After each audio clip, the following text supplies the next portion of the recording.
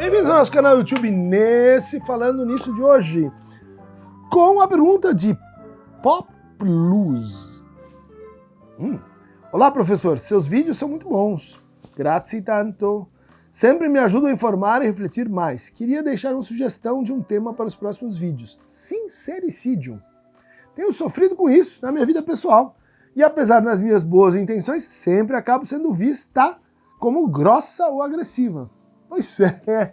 É um tema, assim, popular, né? A gente escuta a expressão na linguagem digital, nas redes, e eu acho que ele é muito interessante para a gente abordar um fenômeno massivo, né, que a gente vem sofrendo, mas de uma forma, assim, mais lateral, mais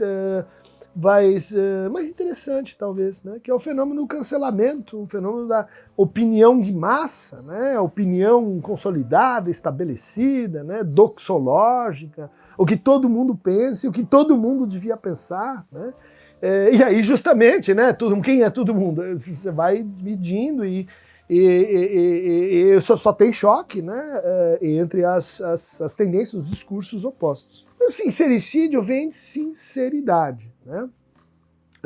E a gente poderia fazer uma análise etimológica assim, meio gratuita, né? Meio retórica, dizendo, né, lembrando que o radical sim significa aquilo que cai junto, né? Sintoma, né, que cai junto com uma divisão. E sincericídio, né, tem que ver com seriedade, tem que ver com a confiança na palavra, tem que ver com a verdade falada. Né, isso é muito importante. Né, se a gente vai estudar, né, as civilizações mais antigas, né, chinesa, Mesopotâmia, as civilizações semíticas, as civilizações indígenas, você vai encontrar ali um peso muito forte, né, na relação que o sujeito tem com o que ele diz. Tá? Por quê? Porque você não tem ali códigos jurídicos escritos para dizer, olha, aqui você rompeu um contrato. Então a força verbal do contrato, do diálogo, é muito grande. Né?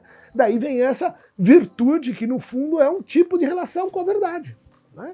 A sinceridade. Tem outras relações com a verdade, mas a sinceridade é uma. E ela virou algo assim que precisa de desculpas, precisa de parênteses, ela precisa de uma denegação para poder ser enunciada. Então, olha, me desculpe, mas eu vou dizer uma coisa que eu penso.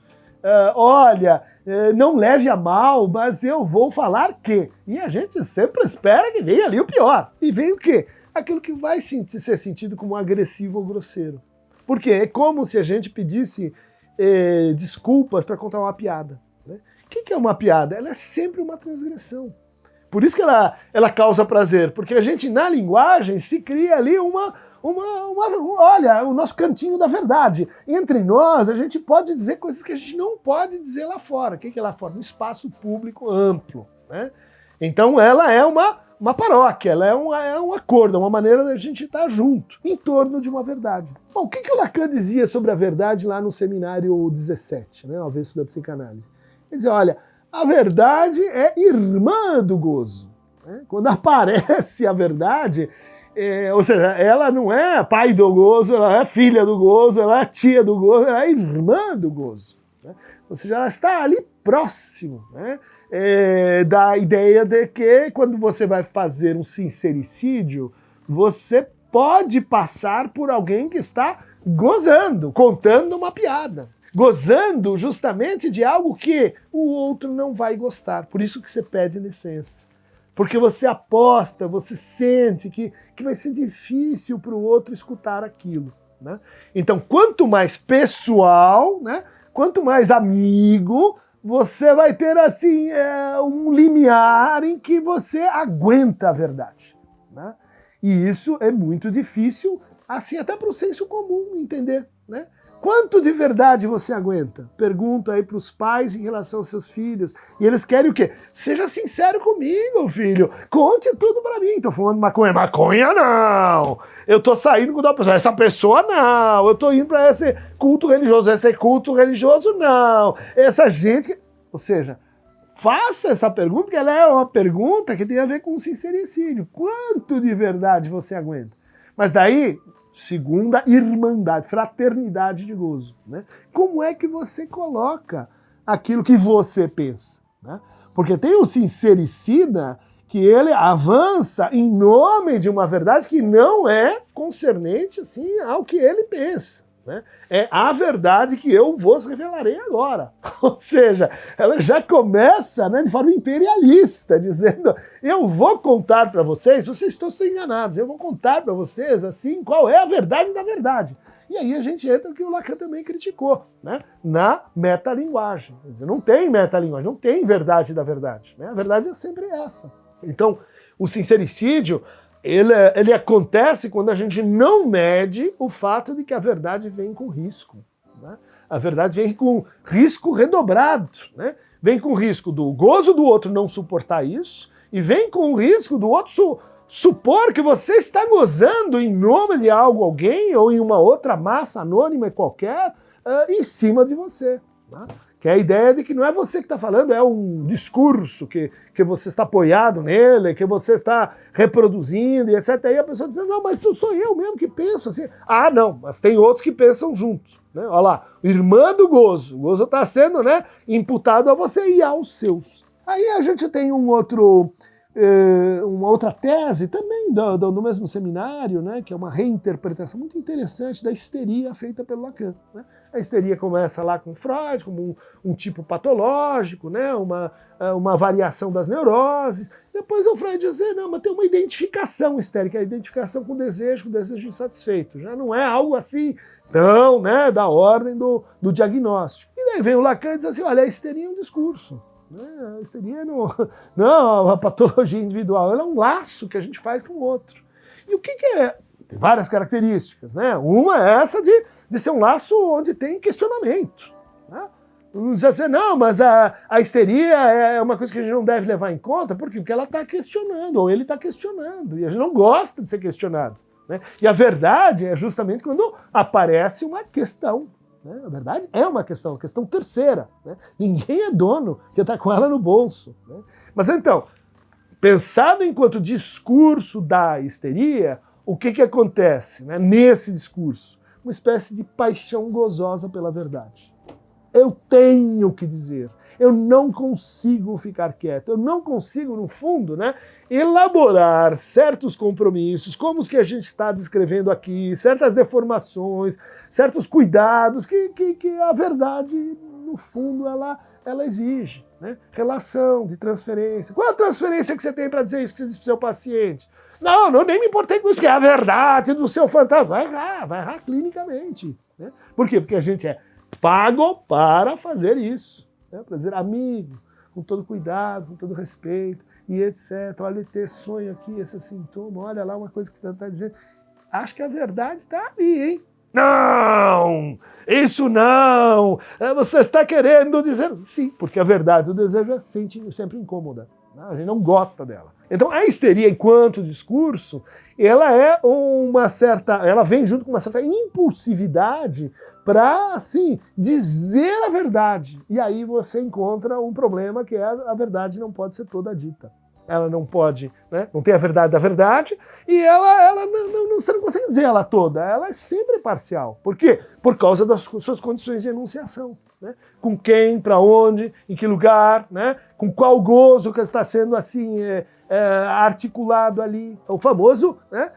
Tempos atrás a gente tinha duas diagnósticas populares, né? No fundo, meio vamos dizer assim, produzidas para a ocasião, que era o complexo de Peter Pan, os homens que não querem crescer, que se comportam como o quê? Como crianças. O que já acontece na situação da criança? Ela fala a verdade, mas ela não sabe que ela está falando a verdade. O rei tá nu, o titio, eu vi ele de cuecas, a titia fez aquele negócio lá que estava com o vizinho, ele fala a verdade. A gente diz: não, olha só, é uma piada, é uma criança, não leva a sério. Ou leva a sério demais. Né? Os dois jeitos de desescutar a infância. Né? O mais difícil é: que verdade que a gente suporta estar em jogo aqui. Né? Ou seja, a criança diz a verdade, mas como que ela diz? Né? Em que forma? Em que narrativa? Né? Do que ela está falando? Muito comum que o adulto, claro, Confusão de línguas entre adultos e crianças. Texto obrigatório do Sandor Ferenczi. Tá lá, Obras Completas, saiu agora. Recomendo, incontornável. Por quê? Porque é o fato óbvio, né, de que a violência ela acontece nesse desencontro. Né? Fala a minha língua. Nós então temos irmanados, olha lá o gozo, né, como irmão da verdade, irmanados na mesma verdade. Vai dar ruim. Então, de um lado você tem o complexo do Peter Pan, né, ou seja, o modelo mais masculino da histeria, para dizer assim, e do outro você tem o complexo de Cassandra, né, que é uma personagem mitológica porque ela dizia muita verdade, né? Ela é condenada a só poder dizer a verdade, mas ninguém vai acreditar. Então ela fica, que é pouca experiência, ela é de sofrimento histérico. Eu tô falando, eu tô vendo, olha só, vai lá, denuncia, critica ainda, todo mundo diz, tem uma coisa errada na forma como você está colocando, né? E não estou justificando. Que vai dizer assim, não, isso é uma loucura, isso é exagero, isso é muito emocional, isso é porque você é mulher, isso é porque você, enfim, não sabe falar ainda, que vai neutralizar, né, esse efeito, né, essa potência da verdade. Né? Então, veja, temos os dois casos aí mais simples, que precederam, né, a emergência dessa palavra, né, que é o sincericídio. Escutei muito da minha filha, Natália, né, ela adora quando eu falo dela, assim, em público, em vídeos. Vocês vejam que eu sou um pouco Tim Maia, né, eu parei com drogas, com o álcool, parei com essa coisa assim da noite, mas eu minto um pouco, tá? Tem a ver com o que a gente está falando. Então, minha filha, que adora que eu falo dela, às vezes a gente conversava sobre os dramas, né, de escola, de namorado, de compromissos, e eu dizia, não, mas por que você não fala isso, filha? Porque isso seria suicídio social. Suicídio social? Porque se eu disser isso, que está todo mundo pensando, eu vou ser excluída, né? Eu vou sofrer o quê? Cancelamento. Muitos dos cancelamentos, não estou dizendo não todos, olha lá, de novo, a verdade é que todos os cancelamentos são, não, mas é que tem um uso, né, dessa prática de linguagem que é para silenciar, para calar, para a gente não escutar que às vezes a verdade é mais intrincada, ela é mais assim complexa. Ela precisa de mais tempo. Não, mas tempo? Você vai responder o Twitter? O cara te xingou? Não, eu quero falar com ele. Não faça isso, porque aqui o tiroteio são 3 frases e quem lacrar mais saiu ganhando. Você diz, mas isso a verdade vai sair chamuscada, né? No fundo, né, a tentativa de construir oposições, denúncias, etc., verdadeiras, né? Que a gente sente que precisa de mais força para isso. Mas a forma, olha lá, o que eu estou dizendo é o sincericídio é um problema de forma, né? Não é um problema de conteúdo, né? É um problema no como você diz, né? Não inteiramente ligado ao que você diz. E isso pode gerar uma inversão, né? Em que a forma como você diz, ela destrói completamente o conteúdo do que você está dizendo.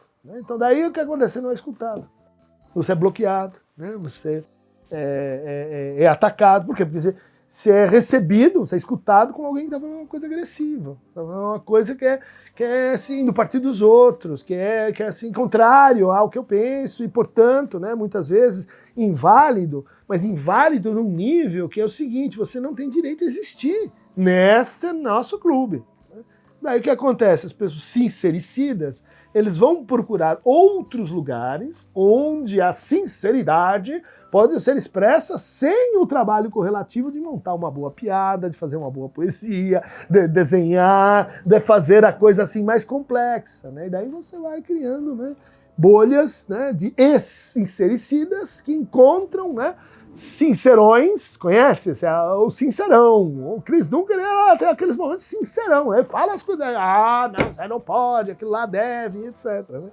Tá por aí. E não duvido das suas boas intenções, minha camarada Populus, mas de boas intenções eu vou mostrar para você um lugar que está cheio.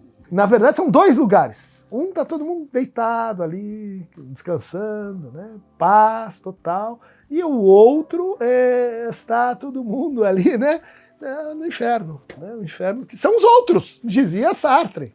Não é, Aqueronta? É verdade. Aqueronta é uma brincadeira que a gente montou para tornar esse espaço referido, né, a uma verdade que está num outro lugar, que você não vê, que está aqui embaixo, né?